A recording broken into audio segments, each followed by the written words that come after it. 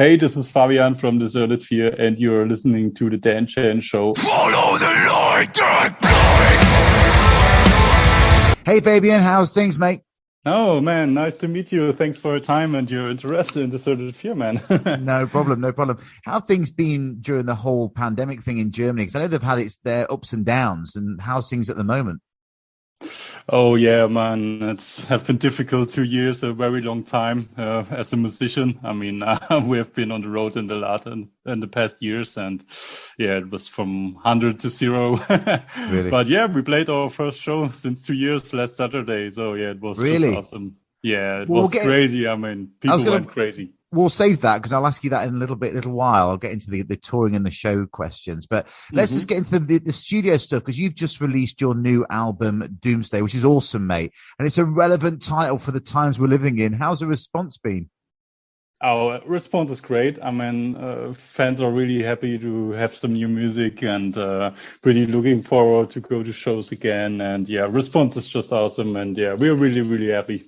And did you ever think that you'd be releasing an album with such prevalent lyrics with regards to Doomsday and what the world's talking about at the moment?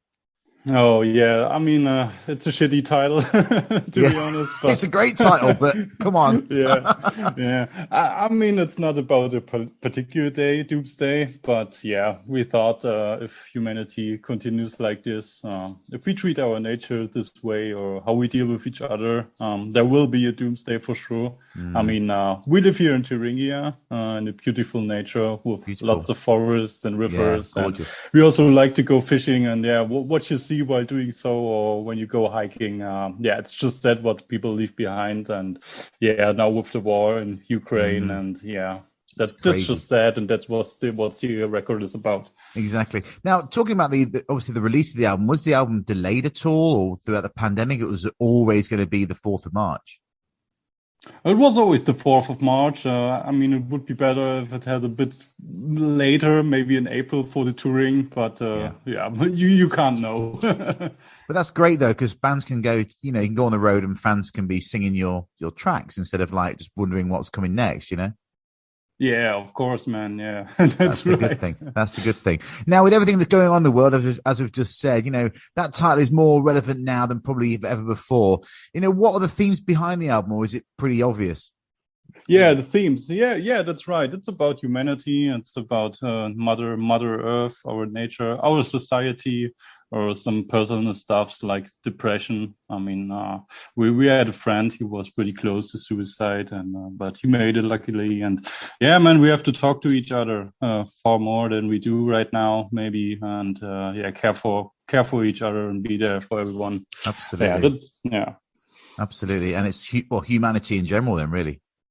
Yeah, of course. Yeah.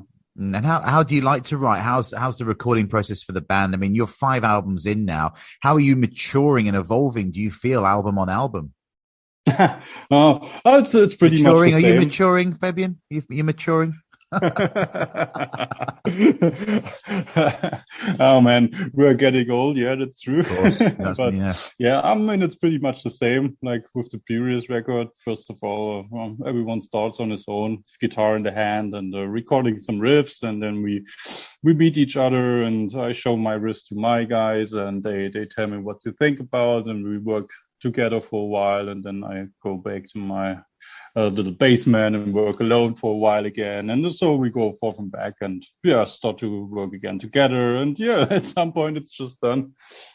Yeah, well, I believe that not only do you lay guitars and bass down, but this album was recorded at your own studio at home and you mixed and mastered it personally yourself.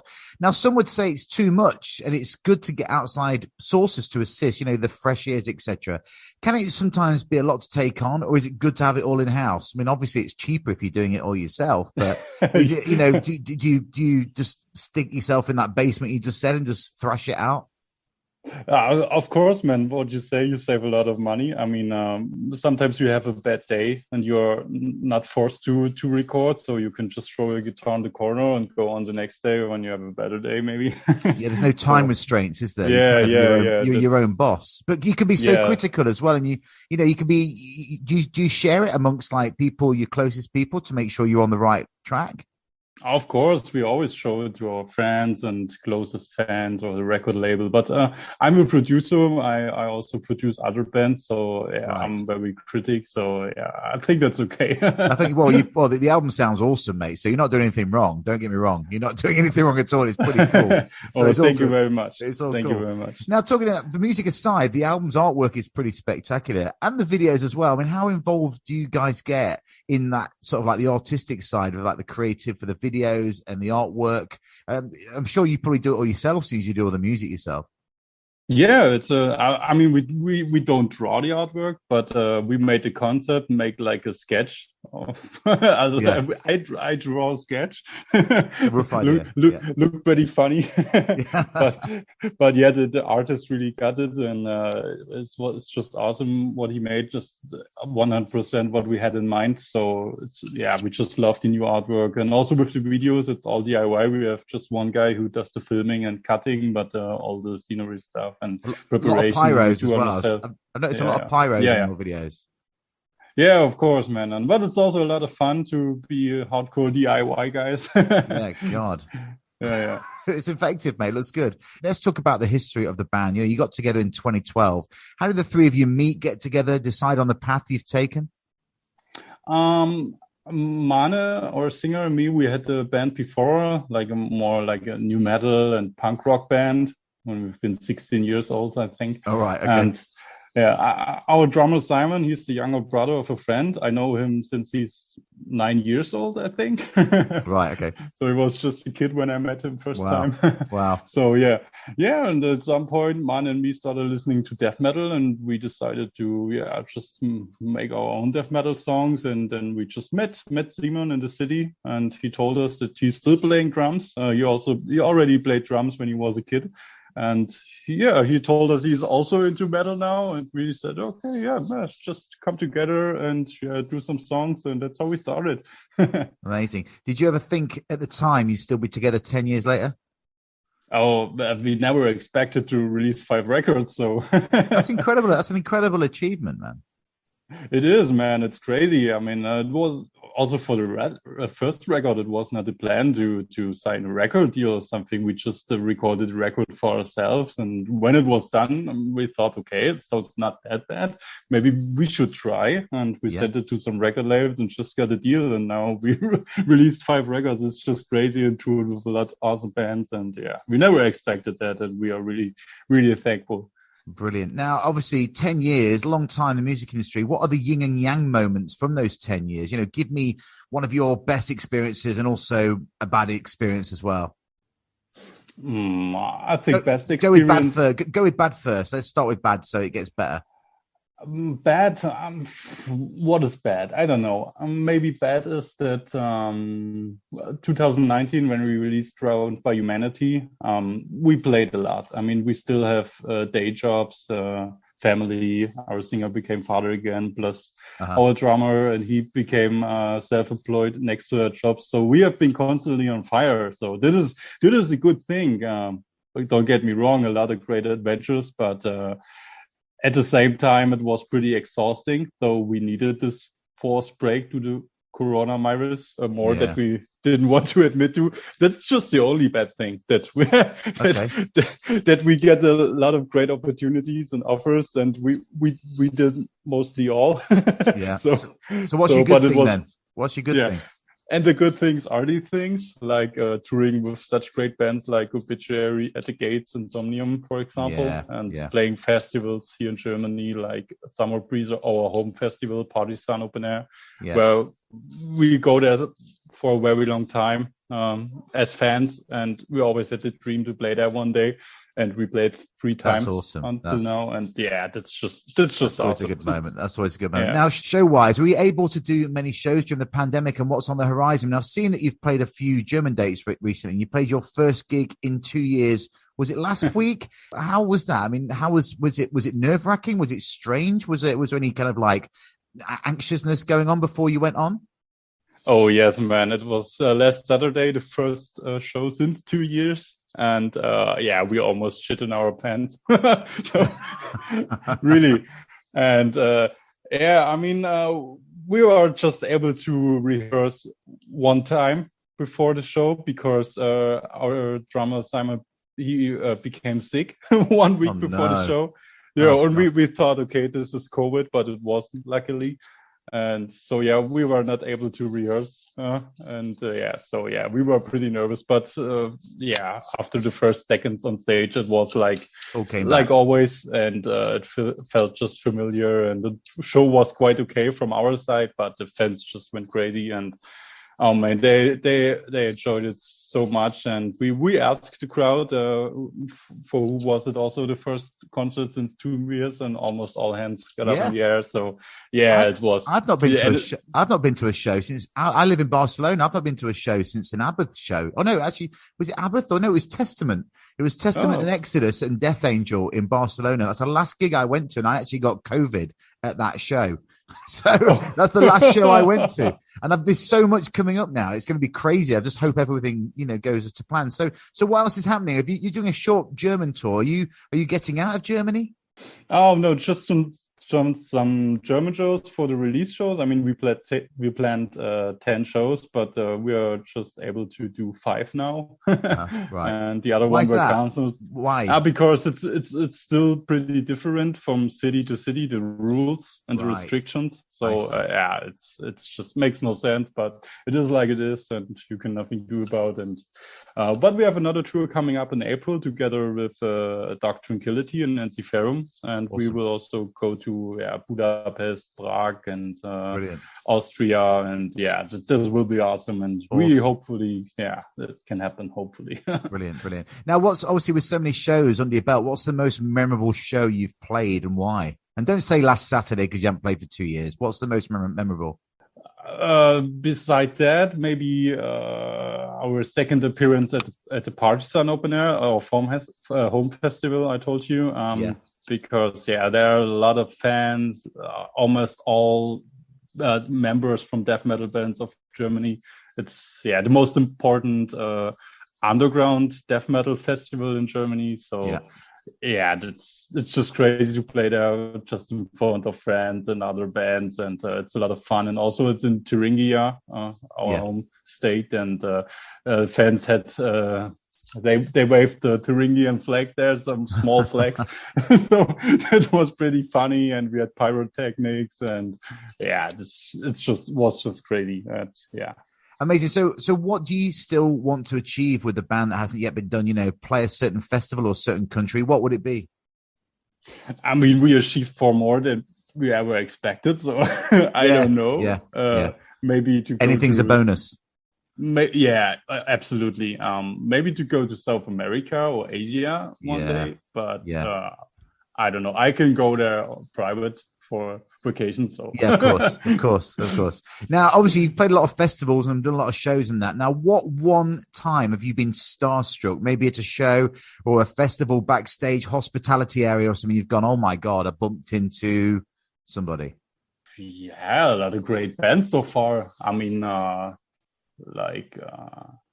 the Gates, but we played together with at the Gates. So but obviously the first time you played with them on that opening show, you must have been like, "Fuck," this is like pretty cool, man.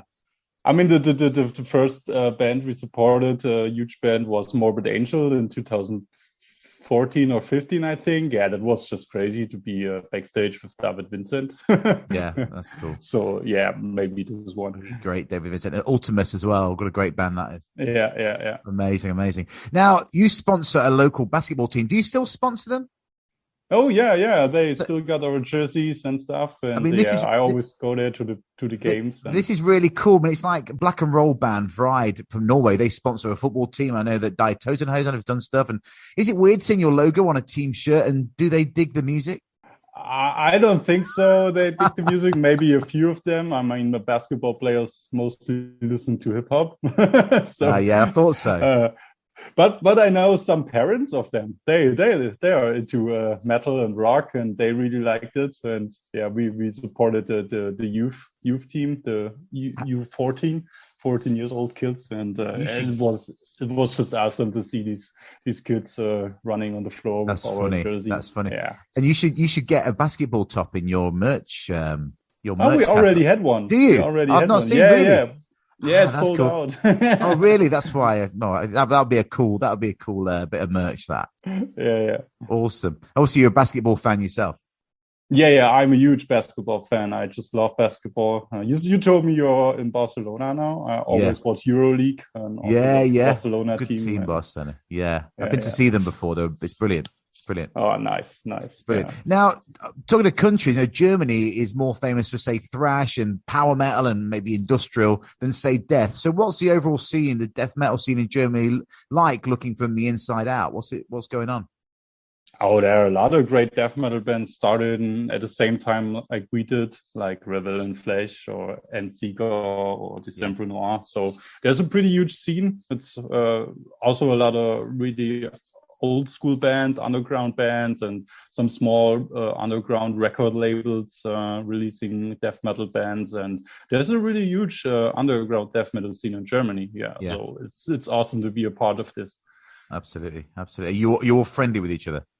Yeah, of course. Stick together. So sometimes it felt a bit like you hear it from the Swedish death metal scene with all the bands from the Stockholm area. So we are almost all in the same age, and it's always great to meet the other guys at festivals. Yeah, a few beers. Awesome. Yeah. Now, being a guitarist yourself and writing riffs, do you ever wake up in the middle of the night or in the morning and after dreaming about the best riff ever and try and put it down but can't remember it? Yeah. I remember I dreamed about the riff. That's true. That's actually true, but I couldn't remember. It's the best riff of ever, and you can't remember it. I don't know if it was the best riff, but it was a good one. When you write, do you ever like hum or whistle into your phone or whatever to keep an idea in your head? I almost write inside my studio, so I have my computer there and instantly record the riffs I work on. But what happens if you're out in a restaurant or a coffee shop or having a beer and this riff comes in your head? You can't get it out your head. You got to get it down somehow. Yeah, there's no chance. Maybe with my phone, like that's it. Now, talking of riffs, what's the greatest riff of all time? Greatest? Just give me a couple. What's your favorites? Maybe Master of Puppets from Metallica. Yeah, that's some really nice riffs. Or no brainer. Anything else? At the Gates and In Flames, they have tons of great riffs. So many. So talking about German bands or maybe outside of Germany, what new bands should we check out? Anything that's been on your playlist that's new or up and coming that we need to know about? I really should check out Enziger from Germany and and Revel and Flesh, great death metal bands, and also December Noir. They are pretty close from here. And if you are into rock music, like the old rock stuff, vintage stuff, you should check out Motorol. I recorded their first record, and they put out the EP now, and they are just awesome. Really, so you great produce guys. You produce music. Do you produce anything but metal, or do you have any guilty pleasures? Do you do pop or anything? I didn't produce pop or hip hop and stuff so far, but I also listen to pop music and hip hop. I listen to all kind of music, to be honest. And I would really love to work with this kind of stuff too. Yeah, of course. Might be fun. Yeah, absolutely. Now, this is a tough one. I always ask everyone this I speak to. What one Deserted Fear track sums the band up the best? Maybe what sums the new record? Yeah, just anything. So, someone doesn't know anything about you. Someone says, what's this Deserted Fear? And you go, this is it. And you press play and you give it them. What do you play first? Maybe Part of the End from the new record. But I mean, if you listen to our first record, it sounds different. So we evolved pretty much, I would say. So you play something more. You play something more recent than old. Yeah, and it sounds different than the first record. So there's not one song that represents the whole discography. Finally, Fabian, what message do you have for the people who don't yet know you so well but need to get to know you? I don't know if they are into older and flame stuff and at the Gates, like pretty guitar-driven melodic death metal music with nice raspy screaming or growling voice. Maybe they would love it. Also fast forward drumming. And I don't know. We would love people to check it out. I don't know. I'm Awesome. not that good in self-promoting. Awesome, mate. No worries. I'll do that for you. Fabian, thanks. Thank you. Thanks so much for the chat, mate. Good luck with the album, the tours, and the shows that follow. I hope to see you on the road pretty soon. Thanks, then. Nice to meet you. And yeah, let me know when we are in Barcelona.